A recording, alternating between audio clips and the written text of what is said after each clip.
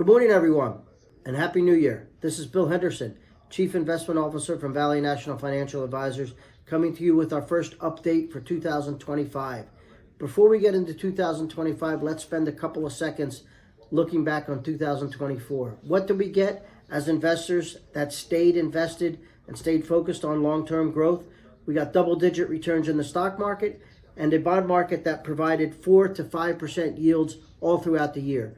Great year overall, and I think it was a good year for investors. Looking to 2025, I think we are going to continue to see growth in the U.S. economy especially. We have solid consumers with healthy balance sheets, a willingness to spend, and overall good position in terms of the employment picture. We have low unemployment. That's going to continue. I really believe if we have a strong consumer, we're going to have a strong economic growth in the country.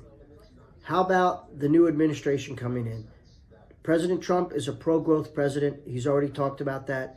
We'll probably look for him to extend the Tax Cuts and Jobs Act, which means tax cuts are on the table. That's going to be good for the consumer and good for corporations. How about regulatory reform? Any regulatory reform will most likely be positive for corporations, positive for corporate earnings. Tariffs. Trump has mentioned tariffs. I think we have to see how that unravels. That could be bad or it could be good. It really is a little too soon to see if that's just a blustery comment by President Trump or something that he's really going to focus on. Lastly, the energy market.